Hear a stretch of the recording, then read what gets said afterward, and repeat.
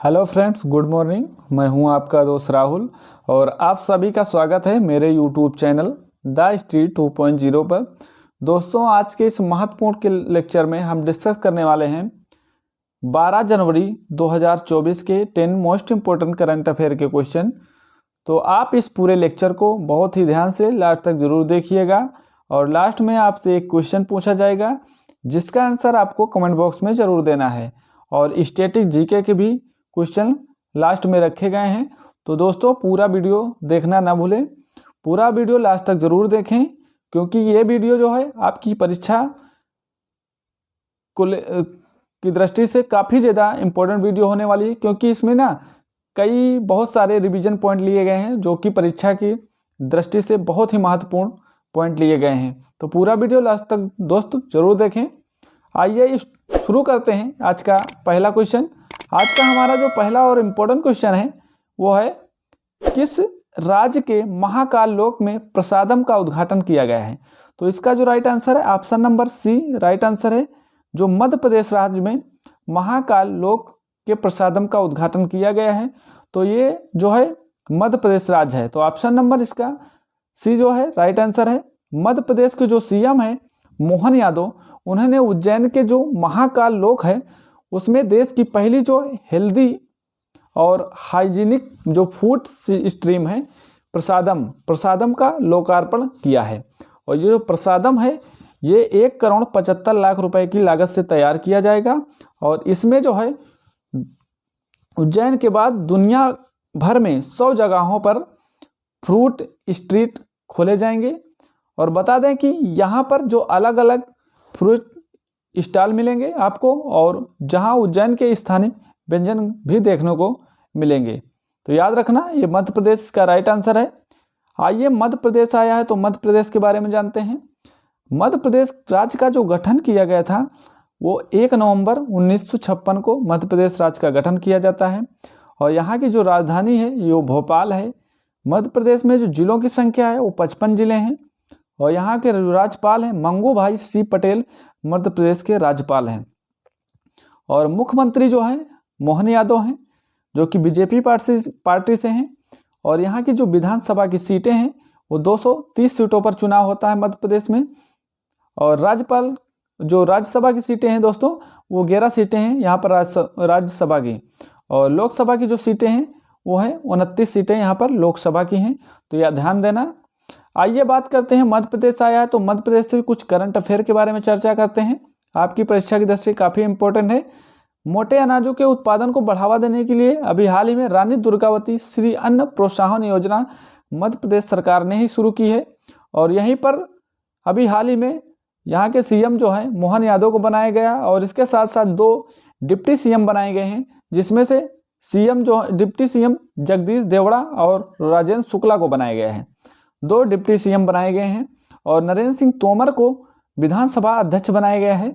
और बता दें कि यूनेस्को ने अभी ग्वालियर शहर को संगीत की नगरी का खिताब भी दिया है, तो याद रहे। आइए बात करते हैं, भारत का सबसे बड़ा टाइगर रिजर्व जो है वो दमोह है मध्य प्रदेश में, वहाँ स्थापित किया जाएगा। और मध्य प्रदेश की जो सरकार है वो महिलाओं को 35% आरक्षण देने की भी बात की है। और बीरा राणा जो है वो मध्य प्रदेश की प्रमुख मुख्य सचिव बनाई गई हैं, तो याद रहे। आइए बात करते हैं क्वेश्चन नंबर 2 की। लेकिन इससे पहले यदि आपको इन सभी 10 क्वेश्चनों की पीडीएफ चाहिए तो मेरे टेलीग्राम चैनल द स्ट्रीट 2.0 पर मिल जाएगी, जिसका लिंक इस वीडियो के नीचे डिस्क्रिप्शन में दिया गया है। यहाँ से जाकर आप पीडीएफ को डाउनलोड कर सकते हैं। और यदि आपको वीडियो पसंद आ रही है तो प्लीज़ मेरे चैनल को सब्सक्राइब करें और लाइक करें और अपने सभी दोस्तों तक शेयर भी करें और अपना फीडबैक दें कि वीडियो कैसी लग रही है, तब मैं समझूं कि वीडियो अच्छी है या और कुछ इसमें ऐड करना चाहिए, तो ज़रूर बताएं दोस्तों। आइए क्वेश्चन नंबर 2 की बात करते हैं। किस राज्य में कदम काल का 10वीं शताब्दी ईस्वी का एक शिलालेख खोजा गया है? तो इसका जो राइट आंसर है गोवा, ऑप्शन नंबर इसका डी राइट आंसर है। गोवा में जो है कदम काल का एक शिलालेख खोजा गया है। तो गोवा इसका राइट आंसर है। आइए बताते हैं कि दक्षिण गोवा में जो ककोड़ा है महादेव मंदिर, यहाँ पर यहीं पर कदम काल का 10वीं शताब्दी ईसा पूर्व का एक अभिलेख खोजा गया है। और ये जो अभिलेख है ये कन्नड़ और संस्कृत भाषा में लिखा हुआ है। और बताया जा रहा है कि ये जो अभिलेख है ये जो तलारा नवैया हैं इनके बेटे जो गुंड्या की मृत्यु के बारे में इन्होंने इस अभिलेख में लिखा है। तो ये अभिलेख जो है तलारा नवैया ने लिखा है, अपने बेटे की मृत्यु का जिक्र इसमें किया है, तो याद रहे। आइए बात करते हैं, गोवा आया है तो गोवा के बारे में बात करते हैं। गोवा की राजधानी जो है वो पणजी है। यहाँ के राज्यपाल जो हैं वो PS श्रीधरन पिल्लई हैं। और मुख्यमंत्री जो गोवा के हैं वो प्रमोद सावंत है, जो कि भाजपा पार्टी से हैं, ठीक है। और यहाँ की जो विधानसभा की है गोवा की, वो वहाँ सीटें हैं, 40 सीटें हैं विधानसभा की। और बात करते हैं, गोवा जो है वो क्षेत्रफल के आधार पर भारत का सबसे छोटा राज्य है गोवा। और गोवा राज्य को जो पुर्तगालियों से मुक्त कराया गया है वो 19 दिसंबर 1961 को मुक्त कराया गया था ऑपरेशन विजय चलाकर। तो इसी दिन 19 दिसंबर को गोवा मुक्ति दिवस मनाया जाता है, तो याद रहे। आइए बात करते हैं गोवा के जो प्रमुख वन्य जीव अभयारण्य हैं उन पर एक नज़र डालते हैं, रिवीजन करते हैं। तो ये ध्यान रहे, डॉक्टर सलीम अली पक्षी अभयारण्य गोवा में है। महादेव वन्यजीव अभयारण्य की बात करें, महादई है, महादई जो वन्यजीव अभयारण्य है ये भी गोवा में है। और यहीं पर नेत्रावली वन्यजीव अभयारण्य है गोवा में। और यहीं पर एक अभयारण्य जो है कोटिगाओ वन्यजीव अभयारण्य है, कोटिगाओ जो अभयारण्य है ये भी गोवा में है। और भगवान महावीर जो अभयारण्य है ये भी अभयारण्य गोवा में ही है। तो याद रहे, गोवा के ये कुछ प्रमुख अभयारण्य थे, मैं आपके बीच लाया हूँ। क्वेश्चन नंबर 3 है कि प्रवासी भारतीय दिवस कब मनाया जाता है। तो प्रवासी जो भारतीय दिवस है वो 9 जनवरी को प्रत्येक वर्ष मनाया जाता है। तो ऑप्शन नंबर इसका ए राइट आंसर है, ठीक है। 9 जनवरी को प्रवासी भारतीय दिवस मनाया जाता है। आइए बात करते हैं, ये तो 9 जनवरी को मनाया ही जाता है प्रवासी भारतीय दिवस। और यह भारत सरकार के साथ जो प्रवासी हैं भारतीय समुदाय के, इसमें मजबूत करने के लिए इसे मनाया जाता है। और ये पहली बार इस जो दिवस को 2003 से मनाया जाने लगा। बताते हैं कि इसी दिन 1915 में महात्मा गांधी ने दक्षिण अफ्रीका से भारत लौटे थे और उन्हें जो है महाप्रवासी की उपाधि भी मिली है। तो इसी दिन जो है 9 जनवरी को प्रवासी भारतीय दिवस मनाया जाता है। तो याद रहे, इसी दिन जो है महात्मा गांधी जो है 9 जनवरी 1915 को दक्षिण अफ्रीका से भारत आए थे, तो याद रहे। आइए जनवरी माह के कुछ प्रमुख दिवस याद करते हैं। जनवरी माह में ही वैश्विक परिवार दिवस मनाया जाता है 1 जनवरी को। और 2 जनवरी की बात करें तो इस दिन 2 जनवरी को विश्व अंतर्मुखी दिवस मनाया जाता है। 3 जनवरी को अंतर्राष्ट्रीय माइंड बॉडी वेलनेस दिवस मनाया जाता है। और 6 जनवरी की बात करें तो अभी हाल ही में कुछ दिन पहले मैंने बताया, कुछ दिन पहले बताया था, विश्व युद्ध अनाथ दिवस भी मनाया जाता है 6 जनवरी को। और 8 जनवरी को जो है वो बनाया जाता है तकनीकी राष्ट्रीय कांग्रेस स्थापना दिवस, तो याद रहे। आइए बात करते हैं 10 जनवरी की। तो 10 जनवरी को विश्व हिंदी दिवस मनाया जाता है। और 11 जनवरी को लाल बहादुर शास्त्री की पुण्यतिथि मनाई जाती है। और बात करें यहाँ पर 12 जनवरी को जो मनाया जाता है वो राष्ट्रीय युवा दिवस मनाया जाता है। और 15 जनवरी को भारतीय सेना दिवस मनाया जाता है। तो याद रहे, 15 जनवरी को भारतीय सेना दिवस मनाया जाता है। आइए क्वेश्चन नंबर 4 की बात करते हैं। क्वेश्चन नंबर मेरा 4 है कि सेबी के नए जो एग्जीक्यूटिव डायरेक्टर बनाए गए हैं वो कौन हैं, इनका नाम क्या है।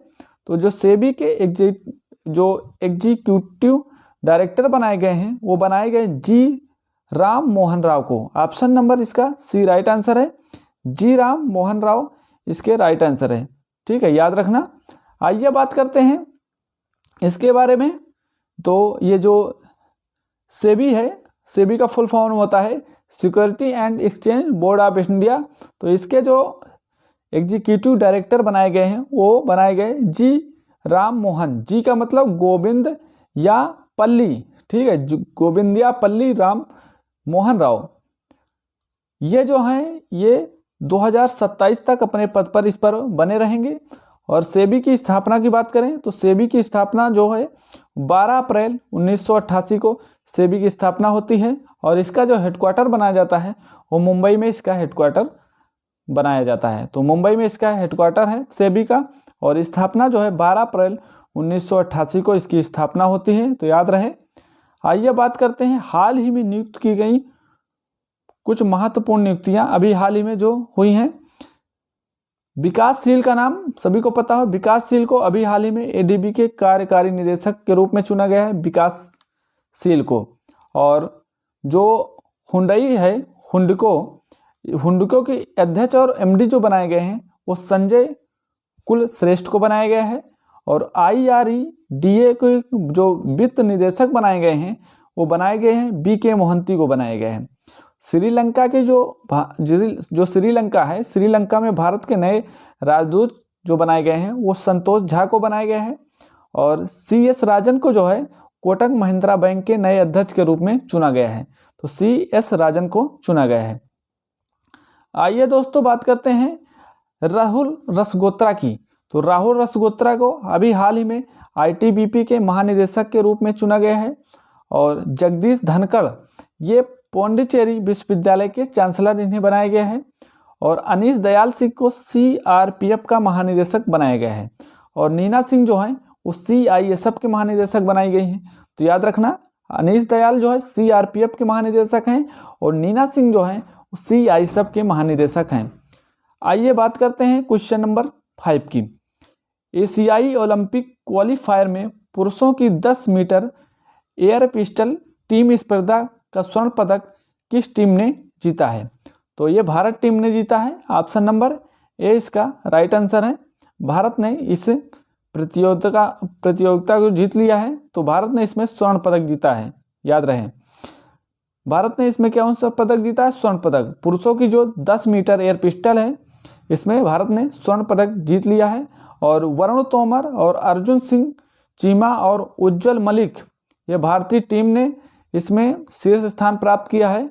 और जो ईरान है इसमें रजत प्राप्त पदक इसमें जीता है ईरान। और कोरिया जो है वो इसमें कांस्य पदक जीता है। तो भारत ने इसमें स्वर्ण पदक जीता है, रजत पदक जो जीता है ईरान ने जीता है और जो कांस्य पदक जीता है वो कोरिया ने जीता है। तो याद रहे। आइए बात करते हैं कुछ करंट अफेयर के बारे में। भारत और दक्षिण अफ्रीका के बीच अभी हाल ही में केप टाउन में सबसे छोटा 107 ओवर का एक क्रिकेट टेस्ट मैच खेला गया है। तो याद रहे। और ऑस्ट्रेलियाई बल्लेबाज हैं डेविड वार्नर, इन्होंने टेस्ट के साथ ही वनडे से संन्यास ले लिया है। तो संन्यास लेने की इन्होंने घोषणा की है वनडे से, तो याद रहे। और सोनी स्पोर्ट ने अभी हाल ही में कार्तिक आर्यन को फुटबॉल का ब्रांड एम्बेसडर भी नियुक्त किया है। साक्षी मलिक ने अभी हाल ही में रेसलिंग से इस्तीफा दे दिया है।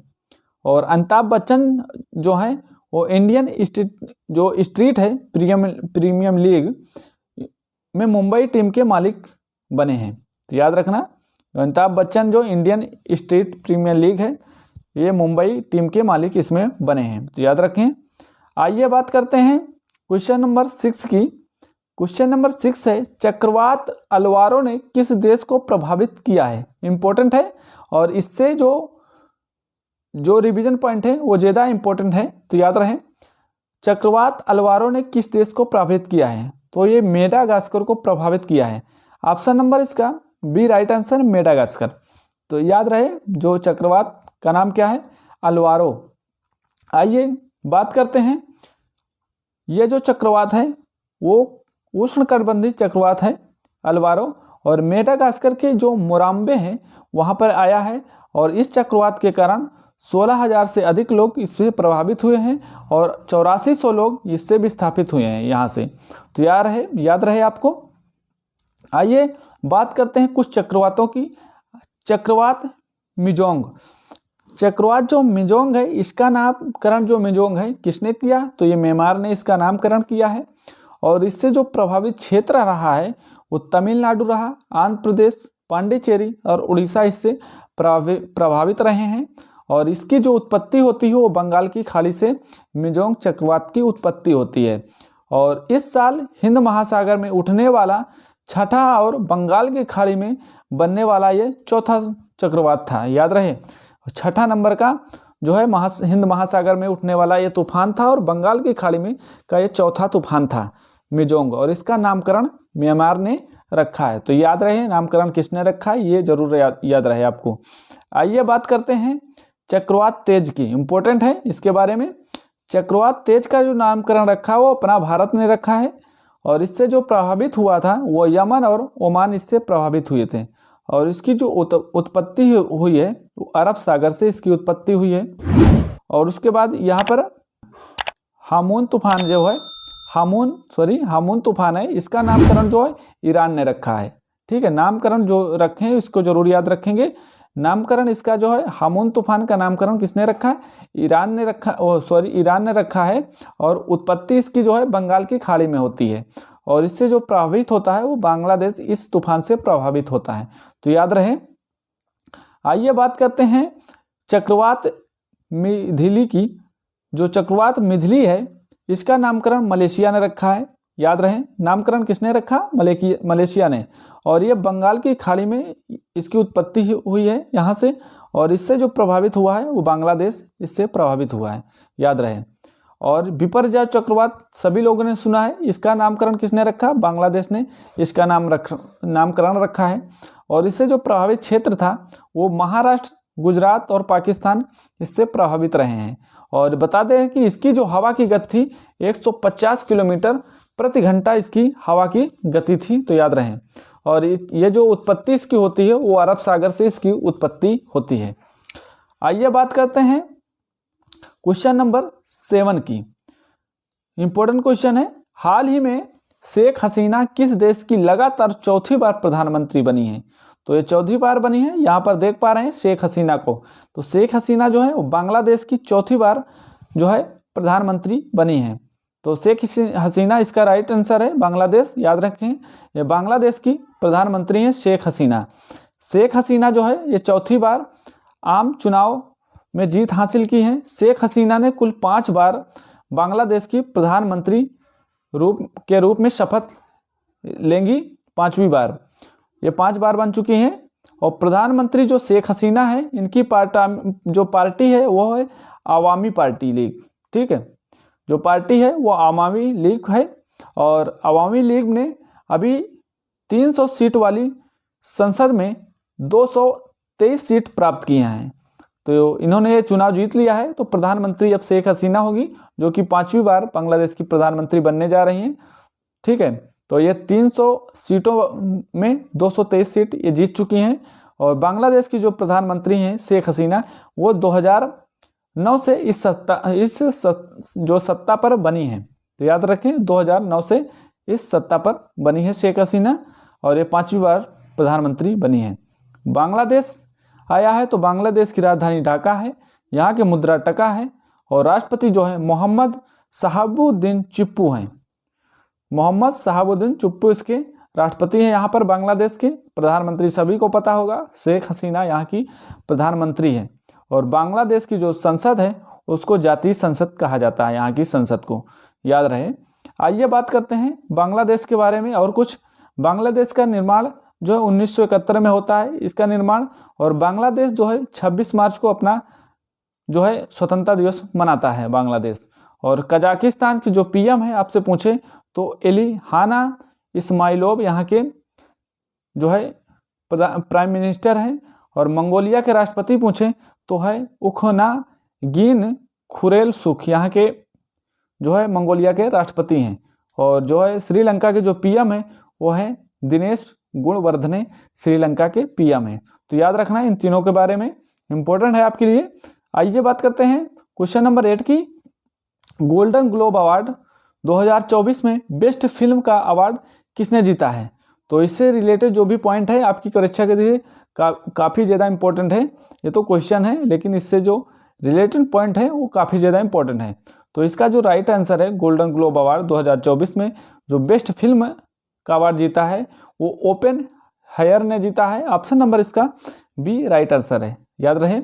आइए बात करते हैं, ये जो है 81वें गोल्डन ग्लोब अवार्ड समारोह था जो कि अमेरिका के कैलिफोर्निया के बेवर्ली हिल्स में आयोजित किया गया है। और गोल्डन ग्लोब अवार्ड 2024 में फिल्म जो बारबी जो है इसको सबसे ज़्यादा जो है 9 और ओपेनहाइमर है उसको 8 श्रेणियों में जो है नॉमिनेट किया गया है, तो याद रहे।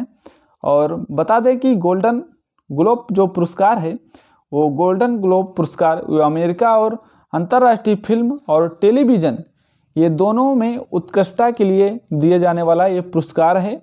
और पहला जो गोल्डन ग्लोब पुरस्कार है वो 1944 को लॉस एंजिल्स में आयोजित किया गया था।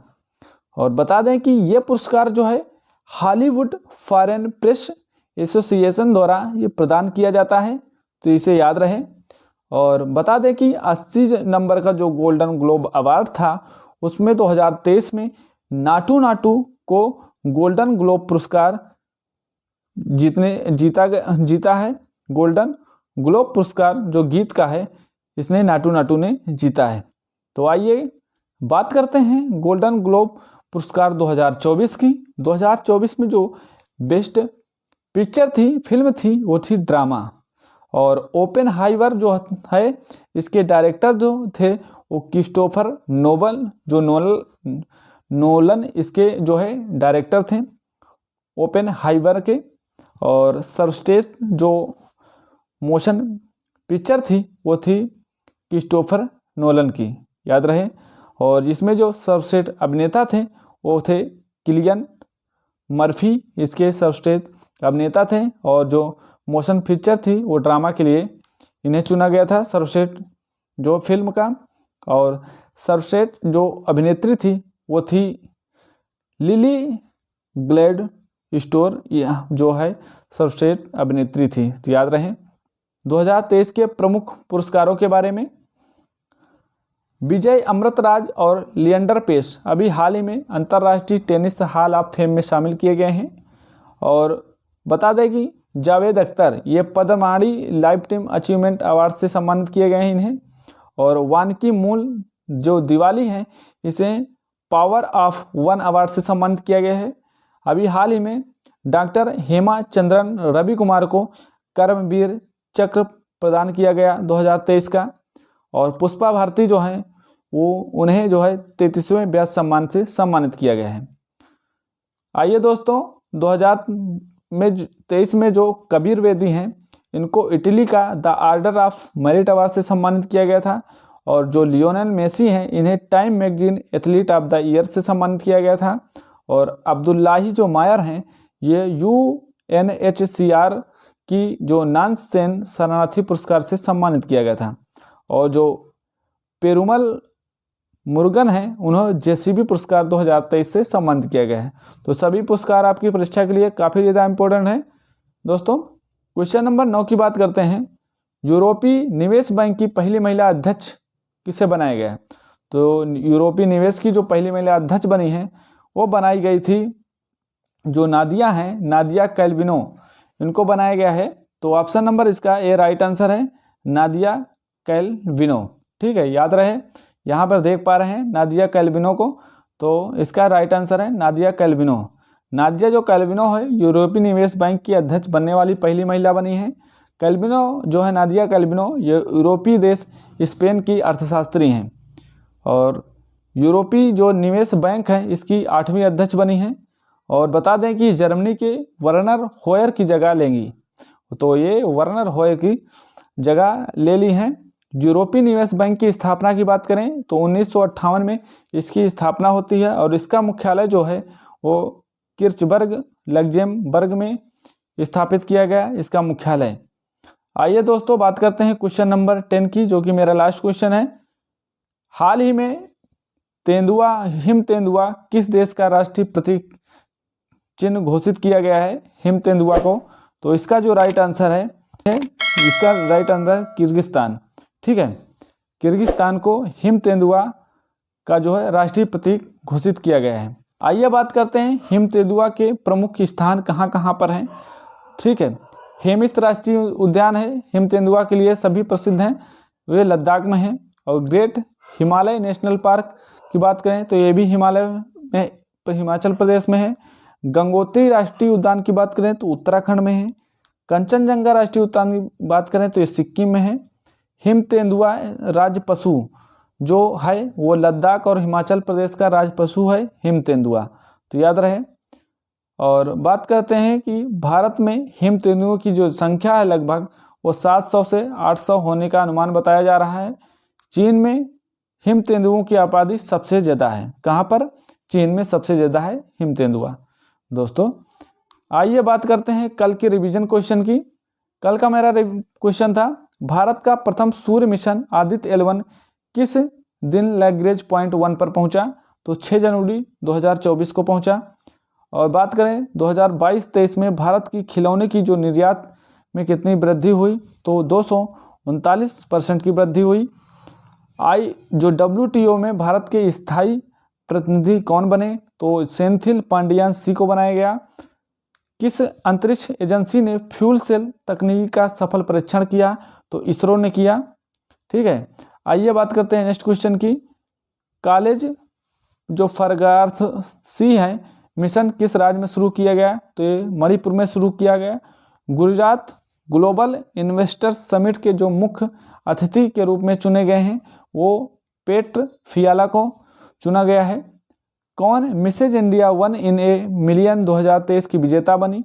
तो ये बनी है रूपिका ग्रोवर। भारत पार्क किस देश में खोला जाएगा? तो ये UAE में खोला जाएगा भारत पार्क। दोस्तों एशियाई विकास बैंक की कार्यकारी निदेशक कौन बनी? तो ये विकासशील को बनाया गया है। और प्रेरणा कार्यक्रम किस मंत्रालय ने लॉन्च किया? तो प्रेरणा जो कार्यक्रम है वो शिक्षा मंत्रालय ने लॉन्च किया है। तो ये था दोस्तों कल का रिवीजन। आइए हम बात करते हैं स्टैटिक जीके का रिवीजन के बारे में। स्टैटिक जीके में पहला क्वेश्चन, कौन सा आंध्र प्रदेश का एक शास्त्रीय नृत्य का रूप है? तो कुचिपुड़ी आंध्र प्रदेश का शास्त्रीय नृत्य है। हड़प्पा शहर धौलावीरा को यूनेस्को की विश्व विरासत सूची में जो है भारतीय स्थल के तौर पर शामिल किया गया है। तो 40वें। तो याद रहे। अजंता की जो गुफाओं में वास्तुकला किस वंश द्वारा बनाई गई थी? ये सातवाहन वंश द्वारा बनाई गई थी। मॉन्ट्रियल प्रोटोकॉल किससे संबंधित है? तो ये ओजोन परत से संबंधित है। किसके नेतृत्व में उत्तर पश्चिम भारत के पठानों ने खुदाई खिदमतगार समाज का गठन किया जो लाल सर्ड के नाम से प्रसिद्ध थे? तो ये खान अब्दुल गफ्फार खान प्रसिद्ध थे। 1998 में किस भारतीय अर्थशास्त्री को आर्थिक विज्ञान में नोबेल स्मारक पुरस्कार से सम्मानित किया गया? तो ये अमर्त्य सेन को सम्मानित किया गया था 1998 में, याद रहे। ठीक है, राष्ट्रीय आधुनिक कला संग्रहालय निम्नलिखित में से किस शहर में स्थापित किया गया? तो नई दिल्ली में स्थापित किया गया। तो ये था दोस्तों स्टैटिक जीके का रिवीजन।